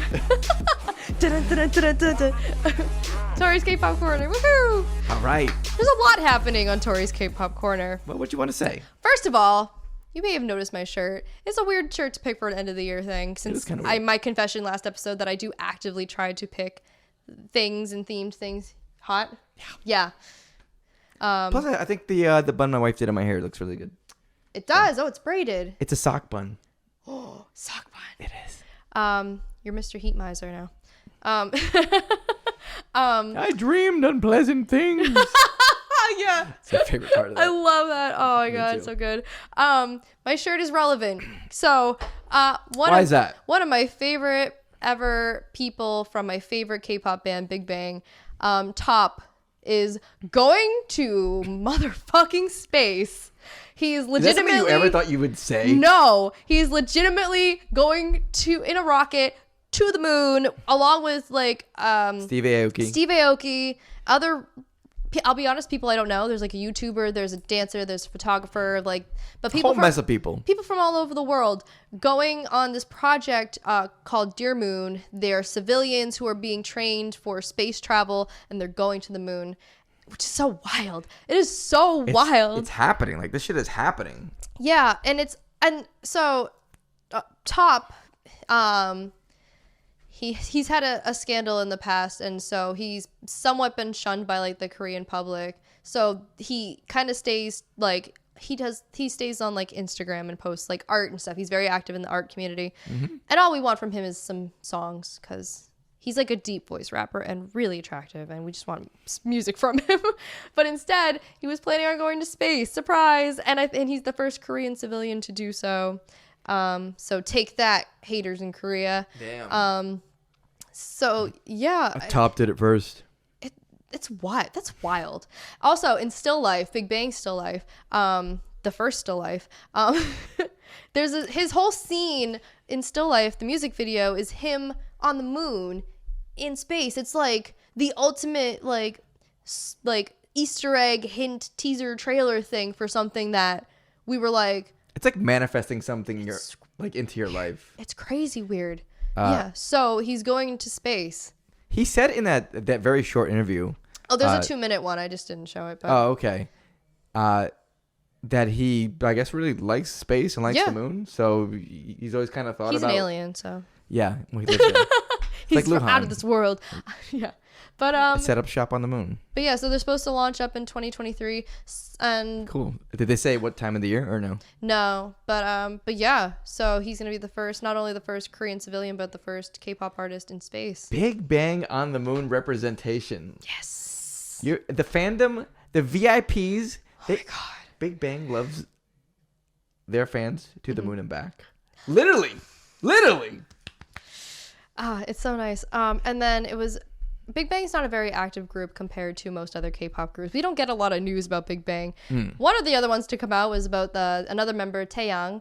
He's supposedly releasing a solo album in collaboration with Jimin from BTS, supposedly. Wow. And for reasons unknown, and I don't really care, because I think all the fandom war is stupid, but some people do low blows and whatever, but it's all just nonsense talk on Twitter.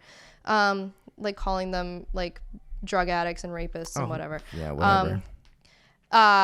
But people were like losing their collective minds over these two, like this possible collaboration. And BTS members and Big Bang members have hung out before. Like G-Dragon's hung out with they've all hung out together, guys. They're fucking celebrities. It's that's why the fan wars are so stupid. It's like they hang out and they are like BTS has said they're inspired by Big Bang. Like they are like the artists don't hate other artists like the fans hate other art. Like it's so that's why the whole I'm not saying there's not ever rivalries between celebrities. That's entirely like that happens, but not to the extent that it is on. Yeah, but not to what people think it is. Like they're fucking headcanons for these fandoms. Like no, it's you weirdo versus you other weirdo. Yeah, like y'all are having problems. Yeah. Not the groups. No. They're fine. That's why every time there were 2 hangouts between Big Bang and BTS members, and that's why I was hoping it's like, oh, maybe people will shut up, and they just don't. Some people just don't shut up. It's not representative of the entirety of the fandoms, but there are, the haters are the loud ones, and so you kind of see them more often and stuff. But correct. But yeah, I don't know. We'll see. Right now the album is unconfirmed anyway, but all I want is music. I'm starving. I want music. She needs to eat. Yes. Feed this girl. Her royal highness is hungry. For 80 cents a day, you can feed a K-pop fan in need by releasing an album. Ooh, she is so thirsty. Yeah. Also, the first member of BTS is going to have enlisted in the military. BTS Jin. Army. Jin, who released a song called Astronaut, which I don't know. I find great irony in because he's not going to be an astronaut. But I'm just kidding. But anyway. He might. Yeah. Also, okay. So that's all that on Big Bang, BTS, whatever. So Rolling Stone has been getting more involved in K-pop. And whether that's because I don't know, they're trying to pander to K-pop fans or they genuinely care about K-pop, I don't really know. But they released their best songs of 2022. Well, K-pop is on the come up. Like Like it's been huge for a long time, but like mainstream is taking a lot of notice. Yes. And I will give credit where it's due. BTS is a large chunk of that. Absolutely. They're not the first. They're just the BTS, Blackpink, Big Bang back in the day, 21, Girls' Generation, Wonder Girls, 7, BoA, Psy. I can go on. But anyway, so they have, I didn't even count how many, 3, 4, 5, 6, 8, 9, 10, something like 12 or 13 in their Rolling Stone's Best of Songs of 2022. And part of the reason I want to point this out is because there are some songs that Rolling Stone pick that over other songs from these artists that I'm like, why? I don't know if I really understand it, but okay. And I'm not going to say they have the order of them, like number 99 or number 86 or whatever. They don't really matter in the grand scheme of things. So they have Psy's song That, which features Suga from BTS. Suga. They have G-Idol Nude. They have Nayeon from Twice, Pop. Okay. Le Sserafim, Anti-Fragile. Yep. They have Big Bang Still Life. Boop boot. Boop boot. I haven't actually even heard. Oh, this one I've heard. NCT 127, Two Baddies, which Baddies. It's a song I can't. The chorus is literally two baddies, one Porsche. It's like, I'm like, okay. Wow, a lot of math in that song. What's the implication there? But whatever. Jin from BTS, The Astronaut. aespa, Girls. This is all songs that came out in 2022 also. Okay. Stray Kids, Maniac. I've, After Like. Great song. 17, Hot. Blackpink, Pink Venom. That's my questionable one, I'll be honest. And then New Jeans, Hype Boy. Okay. So my problem mainly is, number one, I wouldn't have put After Like by IVE over Love Dive, because Love Dive's not on the list. True. Love Dive is a better song. I wouldn't have put I love Nude by G-Idol, but I wouldn't, but Tomboy's not on here. Nude is great. I love that song. Like, I really do actually. I do too, yeah. But I think Tomboy, or I gotta say, even though it's probably not as maybe marketable as Nude or whatever, My Bag is like a super good song. It's really great. Oh, I love My Bag. It's probably like one of my favorites on that whole album. It's so funny too, because I love that whole album, but that is the only song that it sounds like that. Yes.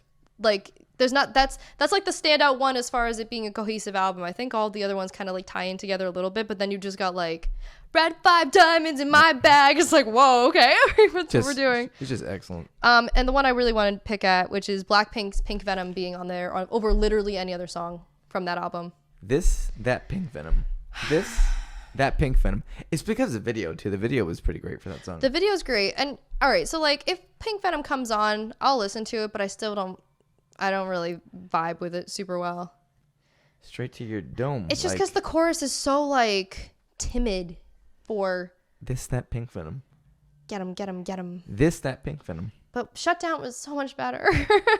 Whip it. I will die on that hill. Whip it. Yeah, you know.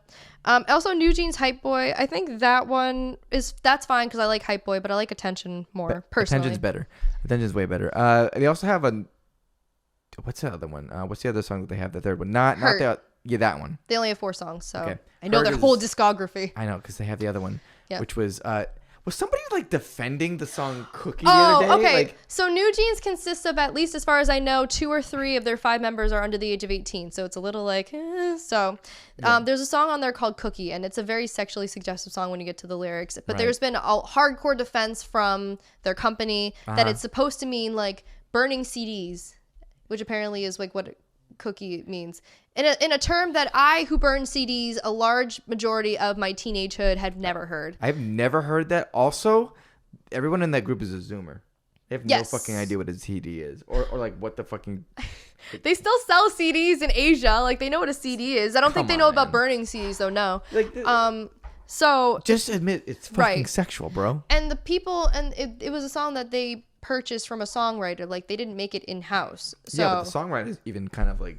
Yeah. There's been a whole discourse about this, but so they released, I don't think it's like a music video, but there's like this like visual sort of like music. I'll say music video. It's not official, but it's like a music video where there's just like CGI CDs like surrounding the girls as they're singing the song, and so they're trying to be like, see, they put literal CDs in the music video, so it means the cookie means CDs. Yeah. And so all these people on Twitter were saying, yeah, they put such and such in this song called this, so it must mean this. So My favorite one was Blackpink's Ice Cream. Ice Cream. Yeah, they put ice cream in Blackpink's song Ice Cream, which is so suggestive. I want to quote this real quick.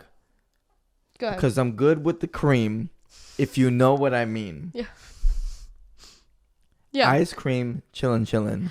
Ice cream, chillin'. Is so suggestive, but it's a huge suggestion. You can't take it literally. Like, there's CDs in it because they're trying to really push this point that it doesn't mean something sexual when it does, man. Really we all know. Does. But yeah. So that whole argument was just a bunch of K-pop other fans being like, I'm sorry to derail you. No, go for it. No, that's it. Oh, okay. No, okay. Sorry. But yeah. So, but anyway, so. I wish Attention got a little more love, but I know that Hype Boy was one that really was getting a lot of. I agree with you though. Attention is a better song. I don't know. They had a really strong outing as a new group. They just came out a few months ago. So and they have, because I don't listen to Cookie. So they have 3 out of 4 songs that are like great. They're really great. So like we'll send each other songs a lot because like we just find shit, right? Mm-hmm. You showed me that. The first song you showed me from them was Attention, and then you showed me Hype Boy. Mm-hmm. And then, like, in my rotation, the song Cookie came up, and I was gonna send it to you, and then I'm like, I was listening to the lyrics, and I'm like, this is not good. Like, let me find the lyrics to Cookie real quick. But yeah, I won't go into the whole thing, but that's the Rolling Stone list, and like I said, it's not a matter of the ranking or them picking songs over other songs. It was mainly for me them picking songs by the artist over another song by the artist. And then I don't know, you may argue, because I actually agree with Le Sserafim Anti-Fragile being over there over Fearless, but I thought Fearless was good. I know you didn't like Fearless. I think it's good. Mm-hmm. It has a really good beat. It has a really good, like, I don't know, it just has a good vibe to it. All right, so I won't go into the Korean lyrics for Cookie. First of all, they're listing like different kinds of cookies. There's choco chip, sprinkle, whatever. So the English lyrics are like, so good, keep looking at my cookie, taste it, if you want it you can get it, take it, don't break it, I want to see you taste it, sugar, I got sugar, bet you know.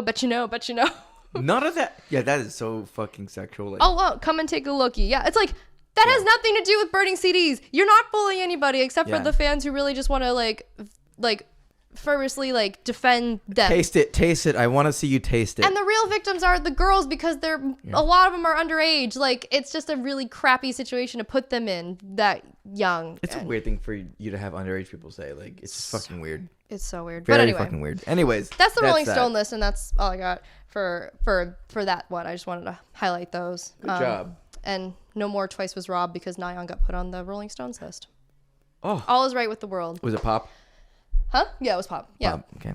Pop. Yeah, all of them were ones I think that had music videos. Nice. Because it'd be way too much. There's way too much K-pop too for anybody to listen to every single thing. Maybe not. I don't know. Maybe not. Who knows? And then the last thing I want to talk about. Go ahead. So it is. I don't know when this episode's coming out. It'll be after the fact. So, there is a day in K-pop where there's a lot of like genuine like trigger warning stuff, and on December 18th, because it's going to be the 5-year anniversary of when Jonghyun from SHINee passed away, and it's very tough. Like there's a nice embarrassing video on my YouTube channel where I find out, like, I filmed myself like literally before I was about to go to work. It was like 6:30 in the morning. I'm like sobbing. It's horrible because he was very open about, like, kind of like Chester Bennington, sort of like, he was very open about his depression and putting it in songs and stuff like that. And the whole situation's like was really like triggering, genuinely. But his family's got a foundation set up for him where they like raise money around that date every year, and they like for raising money for awareness about like mental health and things like that. Because in Korea, in other places too, but speaking for Korea, their mental health, like, it's hard to in like their society, like if you Yeah. if you talk about mental health problems, people don't see you as like a fully like participating member of society. Okay, so it's very close to like what Japan has. Like, yeah. So mental health is not super great. And he had a close friend that he sent essentially what was his I guess I should put a trigger warning, whatever. His suicide note to basically saying like that he had went out and tried to seek therapy and was basically like kind of blown off with some of his stuff. Gotcha. There's his last concert he ever did, he announced his album that was coming out. But he specifically was like not reading the prompter that said like the dates that he'd be performing it and stuff because it was released. Well, it ended up being released after his death because he really did plan it out. He was like, he planned it so that it wasn't like close to one of his like Shiny members' birthdays and like it was before Christmas. He really took a lot of consideration, huh? Yeah. Jesus Christ. Yeah, man. And that note is pretty like brutal. Like I've read a lot of dark things that people say like this really messed me up or whatever, and I'm just sort of like, you know, it's brutal subject matter, but I'm like, but that I read that note once and it was like enough. It's pretty brutal. And it just, I don't know. It's tough. His isn't the only suicide in K-pop in recent years. There's also Sully from FX and Hara from Kara. So, and those are all, but what I hate is like people try to make his an example of like the K-pop industry being like this monster or whatever. And he does cite like specific pressures he felt as an artist, but it wasn't like the K-pop machine or whatever, which is like, it's very frustrating. So if you like pop onto like any sort of Shiny Jonghyun tags, people talk about him in the present tense a lot because they really want his memory to be like not his death, which is fair. But that time, so if you see some like I'll probably be on Twitter like retweeting some things about him on December 18th, but yeah. So I don't know. It feels weird that happened 5 years ago, and it still gets me in the feels a little bit like talking about it because it was so, I don't know, unexpected. And there's been and like Chester Bennington or Robin Williams or whoever, like there's people who have like, you know, impact. Yeah. It's always, and you know, it's always the people who end up like taking their own lives because you realize the gravity of like the weight that they were feeling and stuff, and that makes it much more hard to kind of digest because you're not expecting it either. So, and there's like, that's such a so sometimes people say things like, oh, how could you do that? Like, that's so selfish. Or whatever. And it's like, you haven't looked, like, this person did this thing. They didn't think there was any other way out of this except for not to exist anymore. Yeah. That is fucking horrible. And you're saying, like, it's selfish. Like, but something that's really cool with Shiny, his group, is that there's this whole like continuation of like they talk about him much more now, and they've said before like they hated that at one point they felt like they couldn't talk about him because it was like taboo or people would think that they're like grief baiting or whatever, but they want to like they talk about him now like openly, which is great. That's great.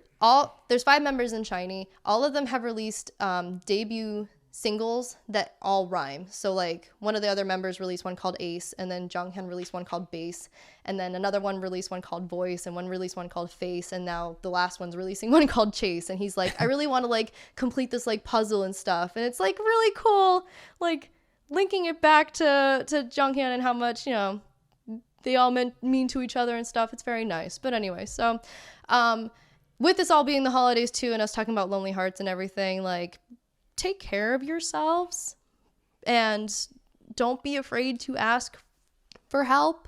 So sorry. No, it's fine. It's tough. I don't know. So it's really hard. Yeah. Mental health is really hard to check too because it's one of those things that a lot of people just kind of live with. They put off because it's inconvenient.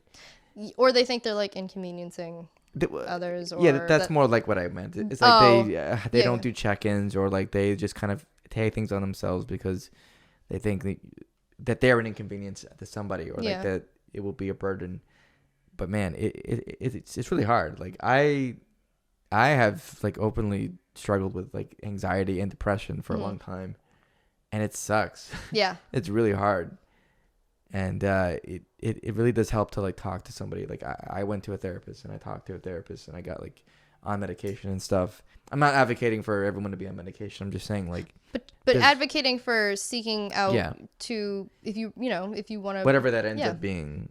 Everybody, there's a different solution for, and it's not a one, for sure, one size fits all sort of solution for everybody. So it's very complex. It's very complicated. Yeah.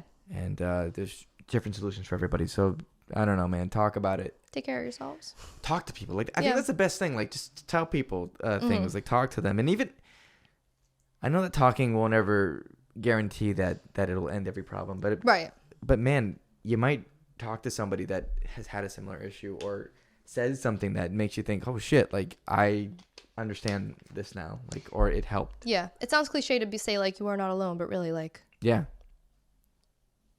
So anyway, this is my solemn end to the Tory's K-pop corner. Sorry, I wanted to talk about Jonghyun just because I don't know, it meant a lot to me, so that's what I got.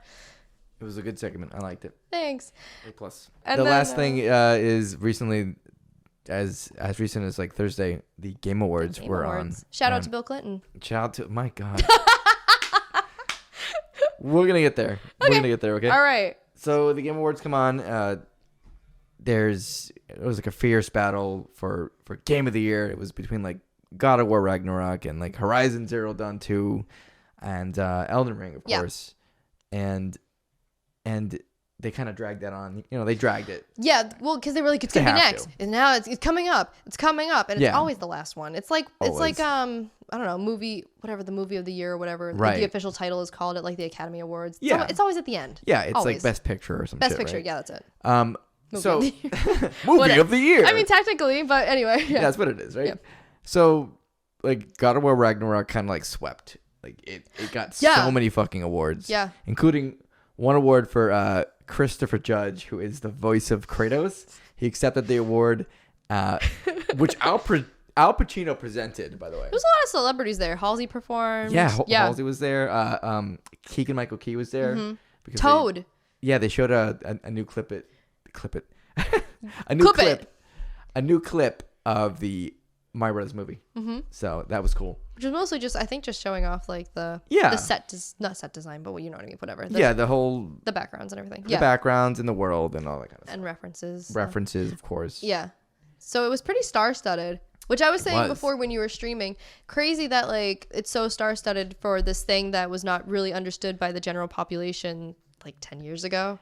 Yeah, it definitely wouldn't have been like this 10 years ago. And even like when we were growing up, it was not cool to play video games. Like it got cool and they were fun, but like people were making fun of for playing video games and things like that and playing on computer games and all that kind of shit. Like that shit was not fashionable. Mm-hmm. You were considered nerdy. It's just like anime nowadays. Like anime is kind of fashionable to watch now. Yeah, it's on the come up. So we were trendsetters. Yeah. Like normal ass people. Yeah. Fucking normal ass people. All right? We knew it before it was cool. Gatekeeping. So anyways. Gaslight, gatekeep, Game Awards. Game Awards. There. Ooh, I like that tie-in. Good job. Nice. So he won an award for best performer, right? And he performed. And he performed an 8-minute fucking speech. Which was God, I mean, I loved it because he's awesome. Mm-hmm. And he shouted out like the kid who plays Atreus. Mm-hmm. I think his name is Sonny. I forgot his last name. Oh, Bono. I don't know. No. Bono.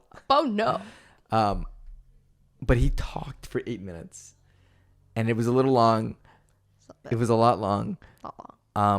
And they eventually like played him off, but he kept talking. And then he won another award and they played him off before it could even get to like 3 minutes, right? Did he win another award? I think so. I thought I had saw that he had won another award and they like music cued him maybe away. So I can't remember what other award he won, but I know he won best performer and well deserved. He did it. That game, like that's an Oscar-worthy performance. That shit was awesome. It's probably why I don't watch the Oscars. But he talked for a while. It finally gets through the whole show. You know, they're doing this, they're doing that, they're doing all their performances, whatever. Yep. They get to the end. They are announcing the game of the year. It goes to Elden Ring, which is a fantastic fucking game.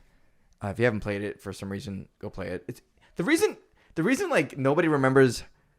This is such a nerd thing, but the reason why nobody is really talking about Horizon Journey Forbidden West, whatever the fuck it's called, is because Elden Ring released like a week or two after that came out and blew that shit away. Blew it out of the fucking water. It's kind of like how Fall Guys came out and we were like, oh, cool. And then 2 weeks later, Among Us caught steam and everybody forgot about Fall Guys. You remember that? I do. That was like 2020. We're like, oh yeah, Fall Guys. Yeah, it's great. And then we fucking... Among Us. Yeah. But yeah, and then as they're all getting on stage to accept the award, the director, or I forgot exactly what his title was, Miyazaki, he's on stage. Somebody gets on fucking stage and is French like... guy. I'm going to get the exact quote. Hang on. Some French guy pulling a Kanye West at the VMAs. And these he days... wasn't French, though. It was like an accent he put on. Oh, okay. His name is like Matan Evans. And he's done this before. Oh, God. He was at a WoW panel like at BlizzCon and was like screaming "Free Hong Kong." Okay, well that I agree with, but no, I'm not. I'm but not yeah. But this was like what a crazy thing that he trolled. I'm gonna get the quote in a second. I'll tell you a little bit about this guy. He's been on. So he did that to WoW once. He did it again at like a Clippers game. He might have actually done that twice. Yeah. And the NBA is heavily associated with. It's heavy marketed in China. Okay. China loves basketball. Oh yeah. So they don't want anything that says, free Hong Kong or whatever. Yeah, and all like the players like LeBron James are very hesitant to say that kind of shit. Yeah. So he wore a shirt that said like, I don't know, free Hong Kong or some shit like that. And he was on like the Jumbotron for like a couple seconds and then they quickly panned off. So he has a history of doing this. It's not like a one-off thing. Okay. I found it already also. How did you find it already? I searched Bill Clinton on Twitter. Fuck off. Here, you want to read it? Yeah. Go ahead. What did he say? I'd like to dedicate this award to my Reformed Orthodox Rabbi Bill Clinton. Perfect. Okay. And that was the last line of the Game Awards. He doesn't look 15. He looks like a baby Tommy Wiseau. Okay. Well, he's 15. Okay, I believe. He was arrested and then he's fine now. He's a child. He's a literal child. Yeah. Yeah, he was on stage. It was crazy. It was a moment to really close things out on. What a fucking way to end the show. Yeah. Thus concludes the podcast. Y'all have a happy holiday. Happy New Year too. This is our last podcast of the year.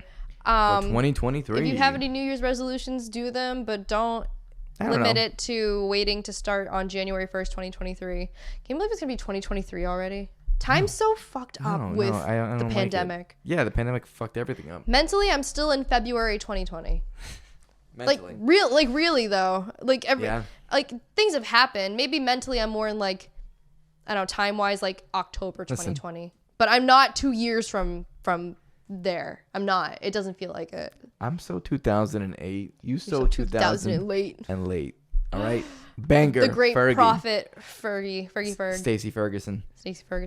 Yeah. So have a great Christmas. Have a great New Year. Hanukkah, Kwanzaa, Boxing Day. Or nothing. Have a great sit the fuck home and shut the fuck up day. I don't know. Watch Violent Night. We didn't talk about Violent Night. Go see Violent Night. Yeah. Go see some action-y Christmas movie. Screw Avatar 2. Violent Night's where it's at. All right. Yeah. Fuck that. Fuck Avatar 2. Fuck Avatar 2. He's already planning Avatar 6. No.